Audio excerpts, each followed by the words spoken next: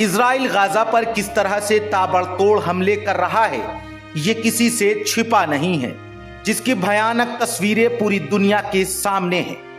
भूख से तड़पते छोटे छोटे बच्चों को देखकर पूरी दुनिया इजराइल से भड़की हुई है और गाजा में युद्ध विराम के साथ खाना पानी पहुंचाने की अपील कर रही है।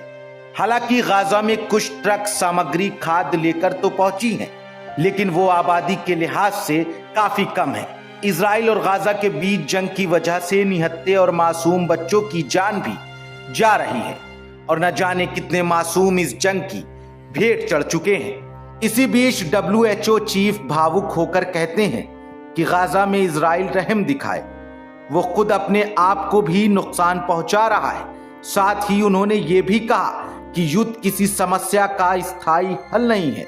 गुरुवार को WHO चीफ टेड्रोस अधानोम ने इजराइल से भावुक अपील करते हुए वो अपनी भावनाओं को रोक नहीं पाए और उनकी आंखों में आंसू आ गए और बोले, मैं महसूस कर सकता हूं कि इस वक्त गाजा में लोगों को कैसा लग रहा होगा।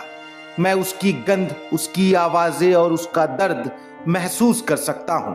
ये सब मुझे PTSD के कारण महसूस होता है। मैं इथियोपिया में युद्धग्रस्त माहौल में पला बड़ा हूं, इसलिए गाजा के लोगों का दर्द समझ सकता हूं। WHO चीफ का कहना है कि खाना और दवाइयों को हथियार बनाना बहुत गलत है। WHO का दावा है कि गाजा में करीब 21 लाख लोगों में भुखमरी जैसे हालात पैदा हो सकते हैं, जो कि बहुत दुख की बात है। साथ ही WHO ने यह दावा किया कि गाजा में जो अस्पताल ठीक किए जाते हैं उन्हें फिर से बर्बाद किया जाता है। यह विनाशकारी चक्र अब रुकना चाहिए।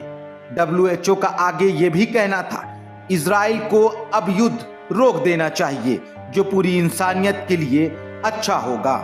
हालांकि नेतन्याहू युद्ध विराम के लिए तैयार तो हैं, लेकिन हमास के सामने उन्होंने कई शर्तें भी रख दी हैं। Bureau report, the leader Hindi.